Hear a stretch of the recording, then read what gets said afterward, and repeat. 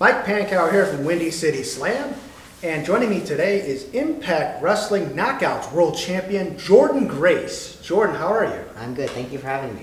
All right, you are the current Impact Knockouts World Champion in your second reign, former Impact Wrestling Digital Media Champion, in fact, the inaugural Digital Media Champion, and Impact Knockouts Tag Team Champion at one point as well.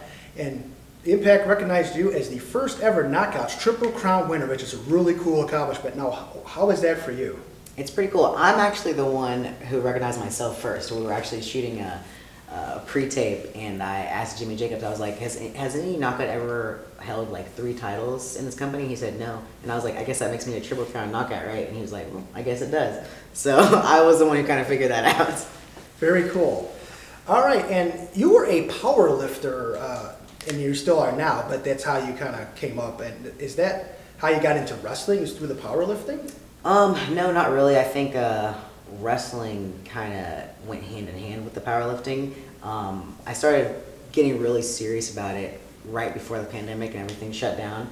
I started entering competitions. I wanted to do it because I felt like I have a very strong character, like that's the persona that I give off, and I almost had like imposter syndrome a little bit because I didn't feel like I was as strong as I portrayed myself to be. So by entering these competitions and winning some of them, it made me feel a little bit more established and confident in my character. Now, you didn't do powerlifting your whole adult life, right? Or is this more of a current phenomenon for you? In the past, so pandemic happened probably since like 2018. That's when I started. Okay, so you've been wrestling longer than you have been powerlifting. Yes, 100%.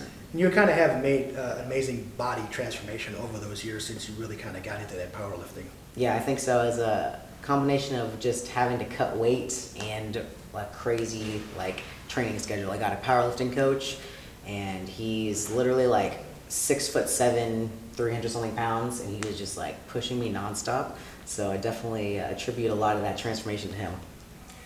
So now, you won the Knockouts Championship at Slammiversary just a couple of months ago in I believe the first ever Women's Queen of the Mountain match. Yes. That was a pretty cool match in itself, and it was nearly a year after you lost the title at the very same event at Slammiversary.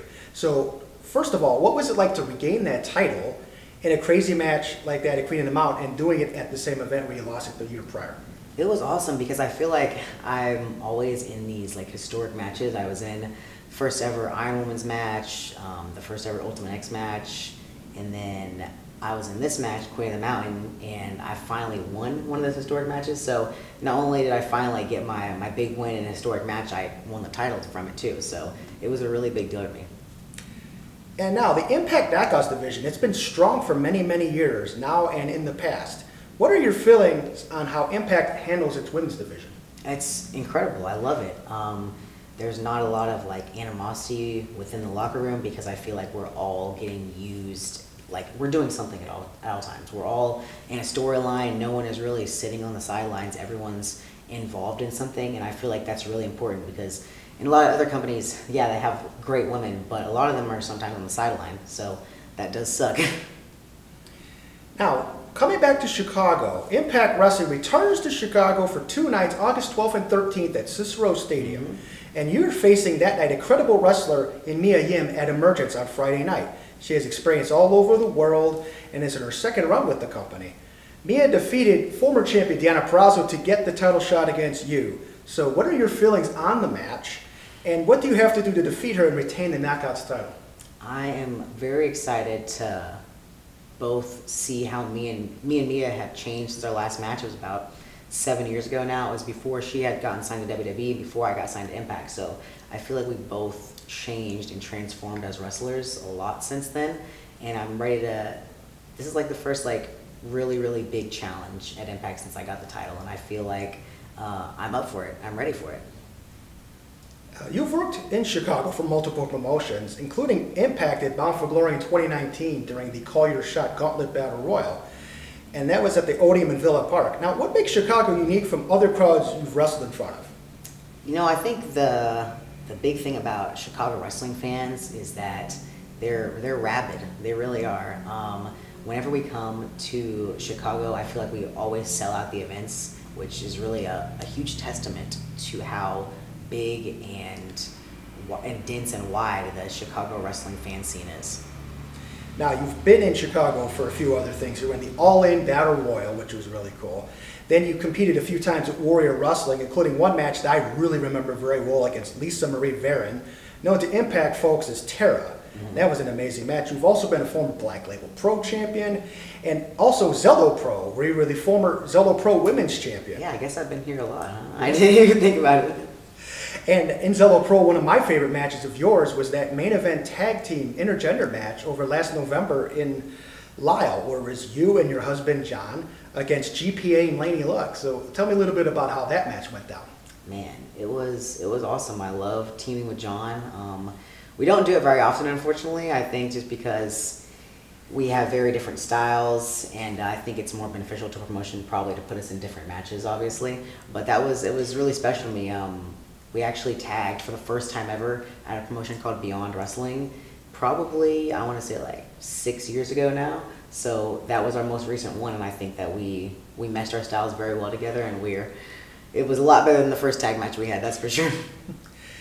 In addition to wrestling many women with diverse styles, you've had some experience in intergender wrestling as well, whether it was in the Gauntlet Battle Royal or competing for the Digital Media Championship in Impact or even elsewhere.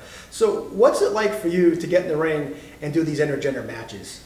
It's really just like having any other match. I've been doing intergender matches for 12 years since my career first started, and it's just like having any other match, to be completely honest with you. The only thing that you have to really worry about is the story, which is a little bit different if it's a bigger guy than me, obviously, and most guys are because I'm 5'2", so that's the thing. But I really just go into it like it's any other match.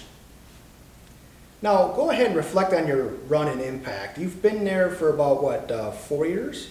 Yeah, it's been a minute, huh? You look back on it, and I remember first coming in the locker room and wondering if it was the right place for me to be, because for a long time as a kid, I always dreamed that WWE would be the place I ended up. I think a lot of people did. And then I ended up at Impact, and it was everything I could have dreamed of, and then some, to be honest with you. It's turned out so great. I've always admired the women that came from Impact and started the women's revolution, and to have someone like Gail Kim kind of, agenting and producing all the matches is a really big deal for me. Now, what are your thoughts on Impact turning 20 years old this year? It's crazy because I'm 26, so I feel like Impact is almost as old as me. So it's awesome that we've been around for this long, and I feel like a lot of people, there's not very many smaller promotions with not a ton of money behind them that can last this long. Like WWE has always had a lot of money. AEW is obviously ran by a billionaire, right?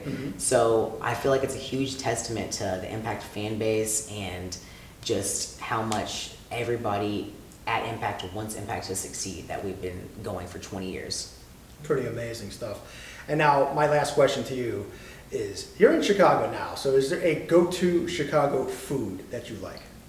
Not really. Oh, we actually, me and Moose went to Nando's yesterday, which I had no idea. We've only been in the UK, so we had no idea there was a Nando's here. When I do come here, sometimes if I'm not dieting, I will indulge in the deep dish pizza, which I know is like kind of Chicago's thing, right? I call it lasagna, so some people get mad about that, but that's really what it is if you have to eat it with a fork and a knife, right? Yeah. But yeah, that's obviously the go-to thing you have to get when you get here. All right, Jordan, thank you very much for joining me. Yeah, thank you for having me. All right.